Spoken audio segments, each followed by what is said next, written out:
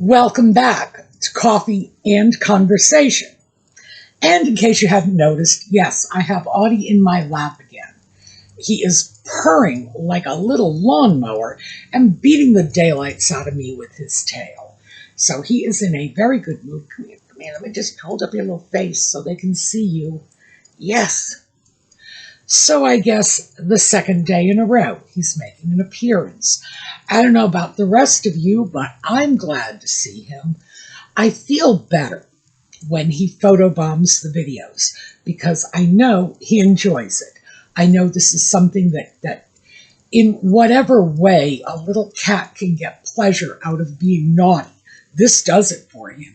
He likes being the center of attention, in case you haven't noticed from this tail. So I know this is a sign that he is in a good mood. And when he boycotts the videos because he wants to go sleep or whatever, I start to worry that he might be a little bit kitty depressed. Are you kitty depressed? Well, I don't know. But anyway, that's irrelevant because he's here with us now. So yes, he is in a very, very good mood. All right, we are going to take a quick break for the intro, and we will be right back.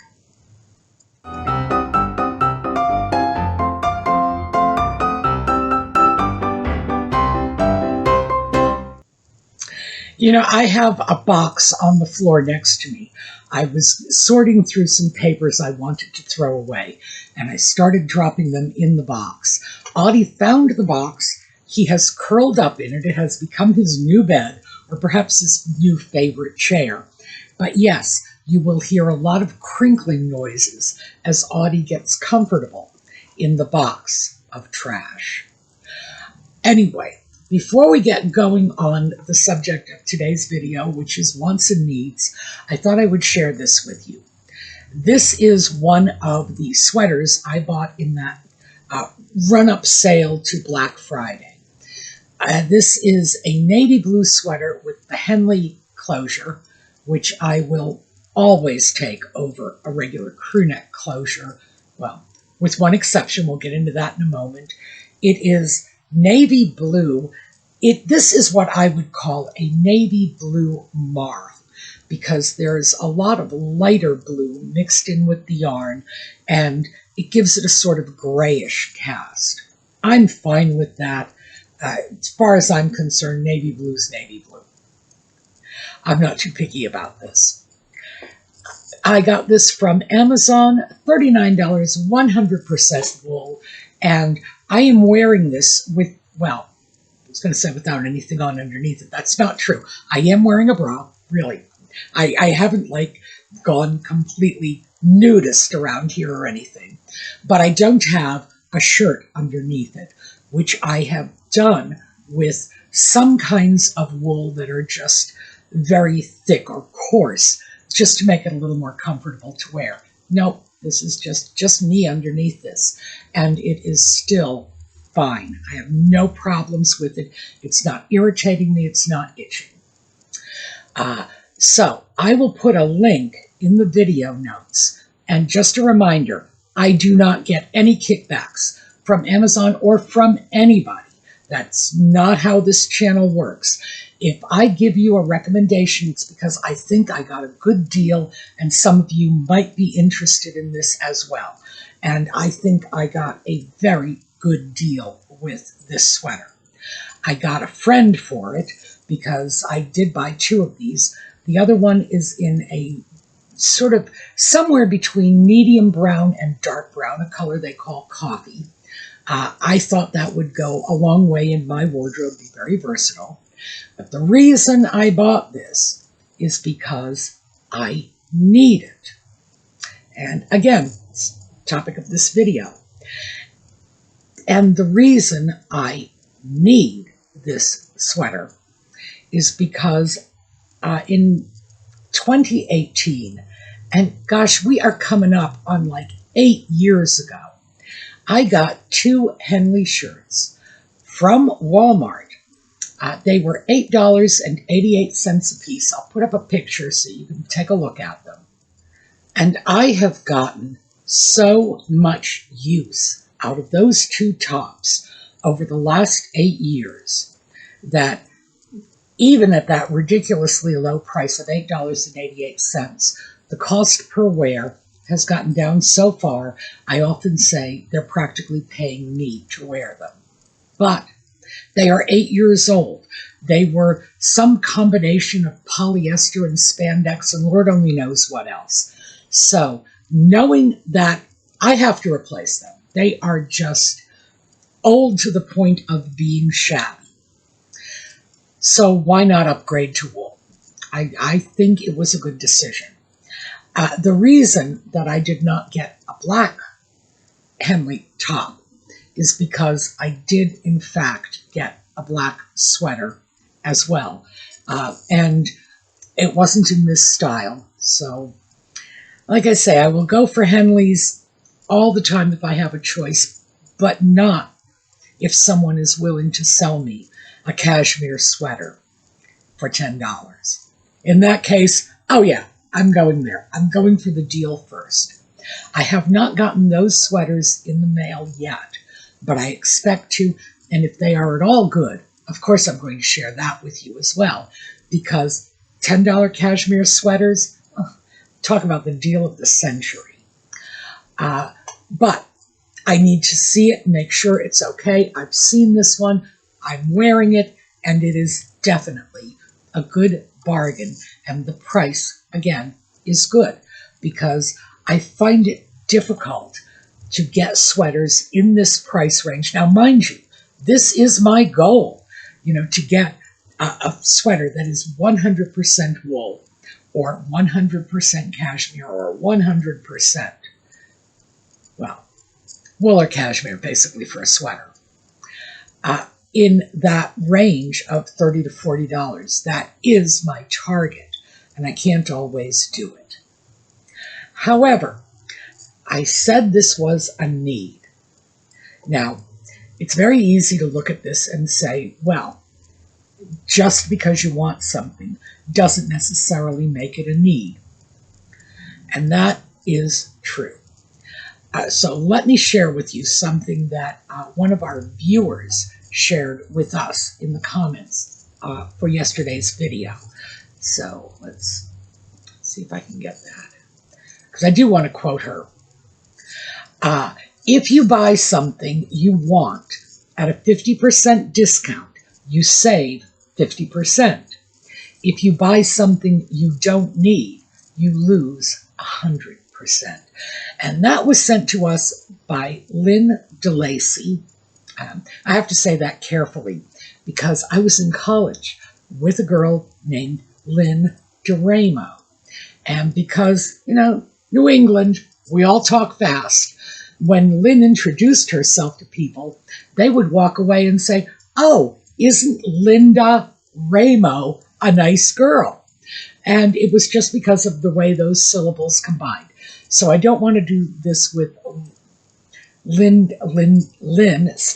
DeLacy and make her sound like Linda Lacey. And because of the situation with Lynn DeRamo, I'm very sensitive to that. By the way, one of our professors actually called her out on that, and he was a jerk anyway. But I could not believe that he did that and complained about the way she said her name, because it was Rhode Island. We all know each other, and everybody knew what her name was. And besides, she was a nice girl, and she didn't deserve that. All right, anyway, enough of my past history. Lynn had a very good point with, if you're buying things that you don't need, you're wasting your money. And I told her in my response to the comment I was going to write that on a Post-it and stick it on my bathroom mirror as a reminder that, this is what I need to be looking at. But then I gave it some more thought and said, no, I need to look a little further into this, because right now we live in such a privileged society that we have the affluence. Even if we don't feel we are personally affluent, our society is sufficiently affluent, so we are confusing our wants with our needs. Our wants are the things, a new car is a want. But what about a car? Is that a want or a need? I don't know. For me, I would say it's a want because I don't drive. I have never driven. I am never going to drive. Well, not if I care about the welfare of society anyway. So for me, a car would be a luxury. Again, I couldn't drive it. It would sit in the driveway and I would polish it every now and then. It would be like a trophy. For other people, because of their lifestyle, a car is a need. They have to have a vehicle. So needs are not always just sort of food, clothing, shelter. But even when we look at that basic definition, I think anybody would agree, food, clothing, shelter, basic definitions of needs, because we are in such an affluent society, we can turn those needs very easily into wants, into things that are not necessary, that should be on our want list, but hey, we're calling them needs. Yes, we need food. We could go out and get red beans and rice and live on that. You know, you could live on ramen noodles. You could live on, I don't know what you could live on. But does that need mean that we are entitled to go out and get lobster and steak and justify it by saying, wait a minute, this is food, this is a necessity? And I would have to say, no, probably not. But are we going to do it anyway? Sure we are. Again, clothing is another one. I've described this as a need. There are a lot of people out there who would describe this as a want. I filled this particular need for myself at 25% of the price from Walmart 6 years ago. I still have those shirts. Yes, they are shabby and pretty beaten up, and they do, in my opinion, need to be replaced. But again, need to be replaced. Where do you separate the need from the want? Is it imperative that I replace them? Is my survival on the line? No, of course not. But that's where it gets difficult. So I started running a search through psychological periodicals, that sort of, like American Psychology and journals of that sort, to see if there was a lot of information on sorting the difference between wants and needs. And I'm not finding a lot out there. So it's not like I have a body of research I can throw before you, because it may well be out there, but I did not find it in my very brief, admittedly brief search this morning. I think we have to figure that out for ourselves, because going back to the car analogy, for me, a car is not a need. I've never had one, wouldn't know what to do with one, other than leave it in the yard and polish it every now and then. But for someone else, it could be crucial. This could be the only way they could get to work in the morning in order to handle things like food and shelter. But then we get into, the food and shelter thing. What is food? Is it beans and rice, or is it steak and lobster?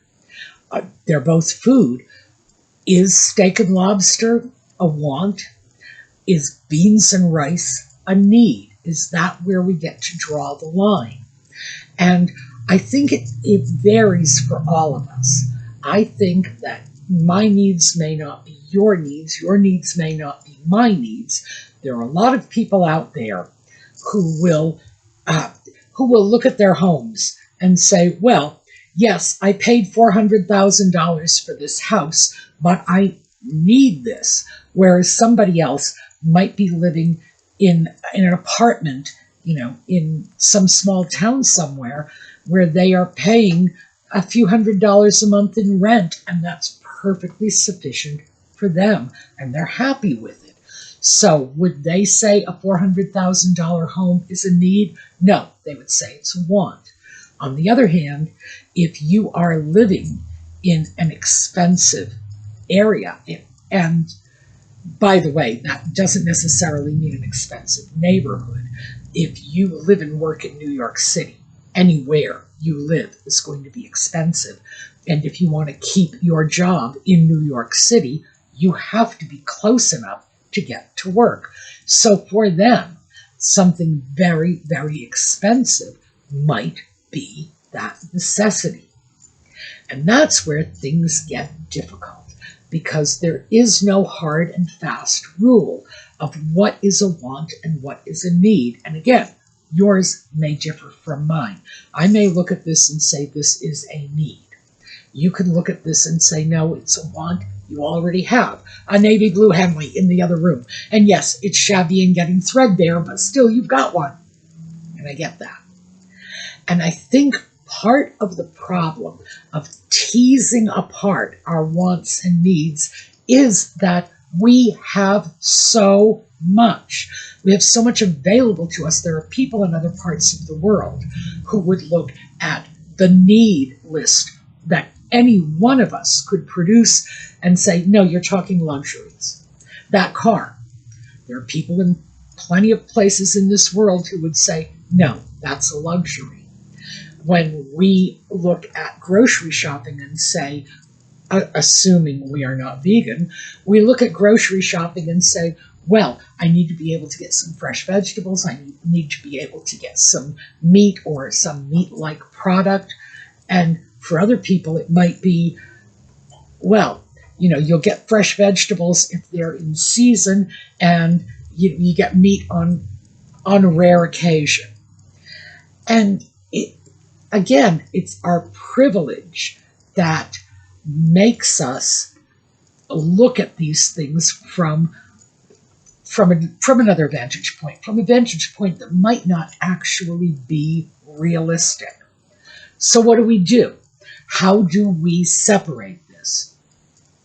Well, I can give you some guidelines based on how we separate other things, and I'm promising you going in, this is not going to be quite as easy as teasing apart other issues, because, again, wants and needs flow into one another, and we have to remember that our well-being, our emotional comfort, our sense of ourself, our identity, feeling good about who we are, feeling at peace with ourselves in our environment as we relate to the rest of the world. That is a need too. So that is also something that's going to play in. For some of us, the clothing category is going to be very basic. Just, I need whatever clothing I have to wear in order to avoid being arrested for nudity in the streets. For others, because how we present ourselves to the world is a key part of our identity and our emotional well-being, a lot of that starts to move into the need area. We need decent clothing. We need to present ourselves as a well-groomed, respectably dressed individual.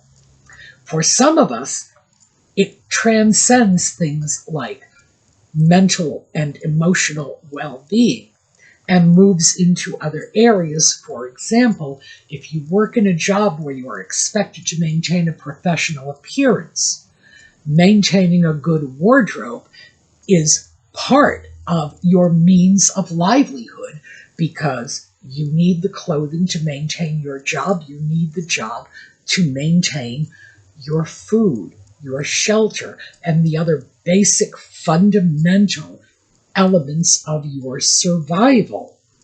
So this is why it is so tricky. As you can see, everything is just Everything is all jumbled in together in one way or another.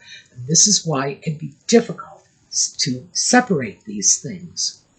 So what I am suggesting, and again, this is based on, I'm not going to say similar, teasing apart issues, but other issues that we can tease apart that are less emotional and less complicated.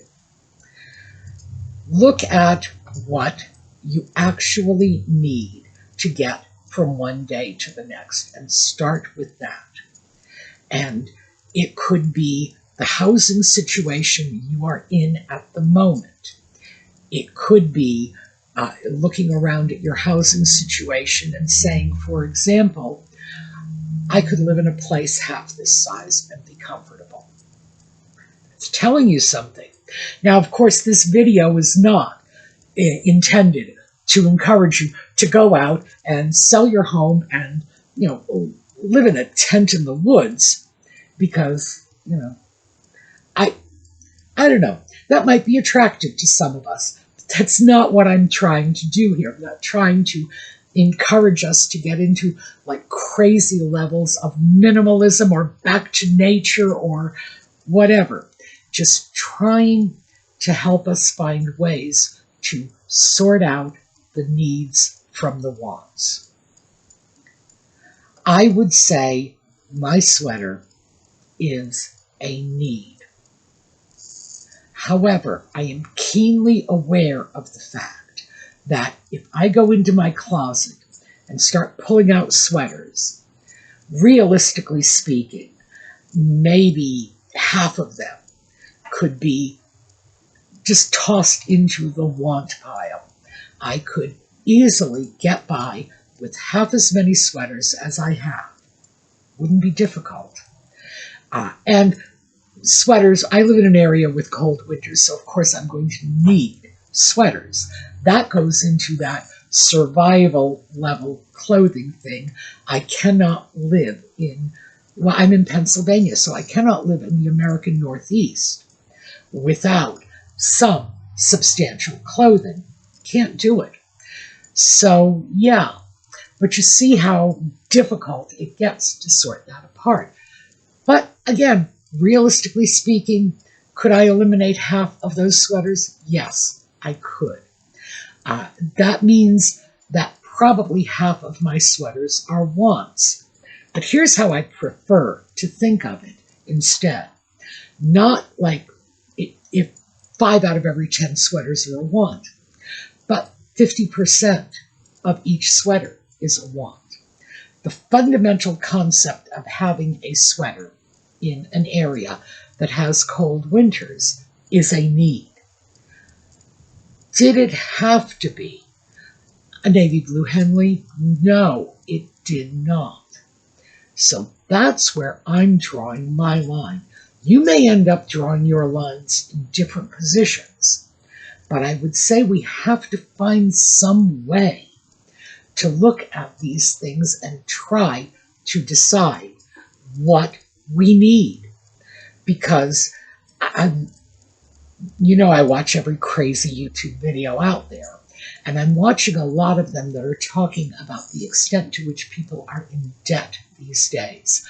Overconsumption, overspending, people who are just, they're taking things to the extreme. And I look at that and I think, how do we scale back? Realistically speaking, is there a way to do it without making too much of an impact on our lifestyle? And yes, of course there is. Does anybody honestly need to be eating out 5 nights a week? I would say no. No, that is a luxury. Does anybody need to be calling DoorDash 5 nights a week? Well, if eating out was a luxury, calling DoorDash is a luxury times 2, because you're not even getting the benefit of going out and enjoying the restaurant experience. You're simply having someone bring it to you, in which case, why don't you just make it yourself? So For me, those are things that would be great luxuries.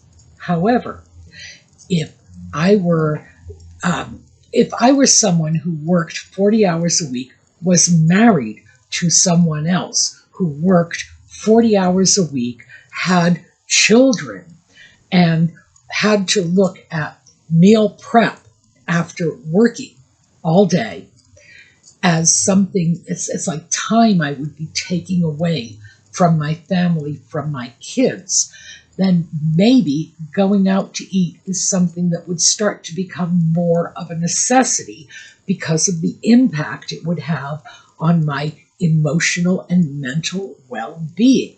And that's because of where that time would be taken from my family, from my spouse, from my children.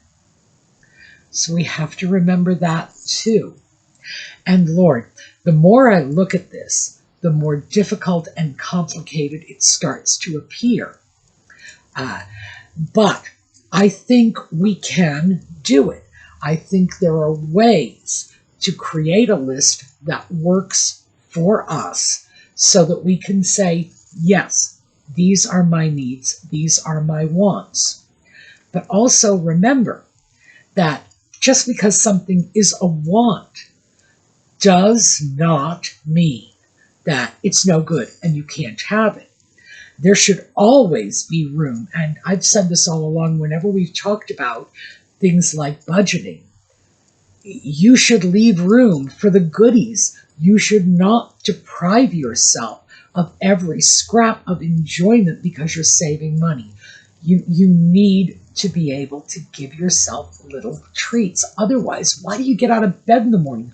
Why are you going to work every day if all you're doing is just paying bills? That would just suck the life out of anyone, and do so very, very quickly. So just because we need to have a clear sense of what our needs are as opposed to our wants does not mean that we only get to choose out of our need pile and not out of our want pile. Of course we can choose our wants. We just need to be aware of the fact that, dinner tonight is a need, but a restaurant tomorrow night is probably a want. And look at it accordingly, because if finances are tight, then maybe tomorrow night's restaurant should be an at-home meal. And maybe that's how we can turn that want into just filling a basic need. I would like to say $39 for a sweater. Yeah, see if you can find something anywhere near this nice for that amount of money. No, this gets to stay in my need pile. But it doesn't, not necessarily. Not when you have as many sweaters as I have. This, by the way, is not my only navy blue sweater either. This is just my only navy blue Henley sweater. So, even though I am classifying this as a need, being realistic about it, it kind of has to be a want.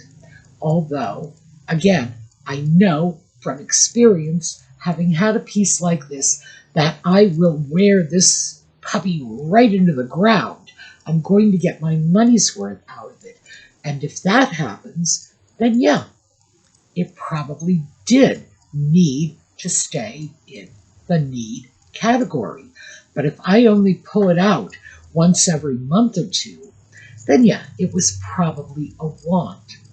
And I think that also is going to plug into my little formula when I try to separate my wants from my needs. How often do I anticipate wearing it? How much use do I think I'm going to get out of it? If I'm going to get a great deal of use out of it, then yeah, maybe it'll go over onto the need side, because certainly we do need clothing and shoes. But do we need as much as we are accumulating? I can answer for myself and tell you No, I do not. I absolutely do not. But, see, here's my defense. I buy everything so inexpensively that I can just look at this and by the way, this is how I've justified this for years.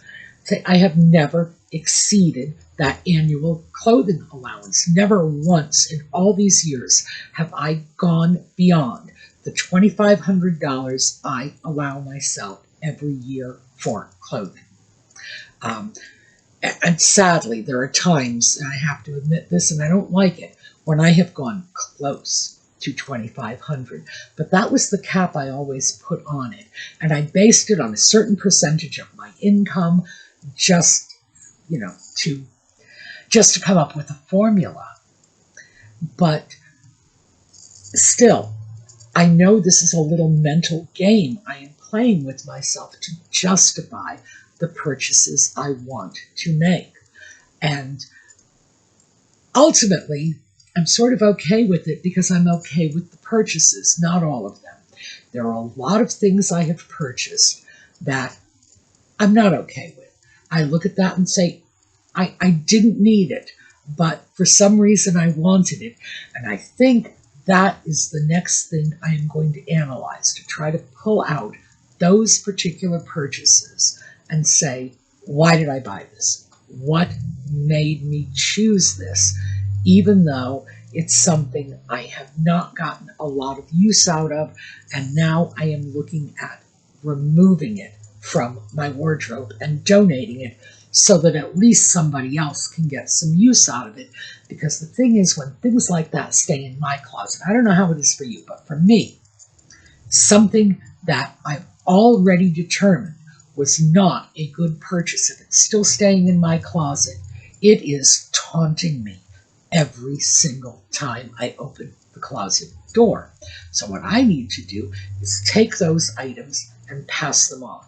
Because, yeah, it turned out not to be good for me, but it was a good bargain. I got it at a good price. It was good quality. Someone else might get the use out of it that I thought I was going to get when I bought it, but simply haven't. And then I will probably be a lot happier because it's okay with me. I don't feel I have lost something if I've gone off, spent money on something, and I have the ability to pass it on to someone else who is going to get benefit out of it. In that case, fantastic. I haven't thrown my money away. I've simply transferred the money from sitting idle in my closet, not being used, not being appreciated, being resented, and remember, it's taunting me, and passing it off to someone else who is going to enjoy it, who is going to use it. I don't feel that is a loss. I feel it's just a different way of spending my money. Would I have spent that same amount of money on someone who needed something? Yes, of course I would have. Would I have given that amount of money to a charity? Yes, of course I would have. So, yes, that's how I end up justifying it. And as I say, I'm pretty much okay with this, but it's a process, and I'm working my way through it. So I wanted to share this with you because, again, when Lynn was saying, these are your wants, these are your needs, one is a win and one is a loss, we got to start looking at this. And we have got to start looking at the way in which our ultra-privileged society is conditioning us to feel that things that our grandparents would have considered wild, extravagant luxuries, we think they're needs. We think we're entitled to it. And maybe that deserves a second look. All right, so thank you, Lynn, for that really, really good little wake-up call. And I really am going to put that on a post-it on my bathroom mirror. And thanks to everyone else for being with us today. I hope to see you next time. And in the meanwhile, have a terrific day.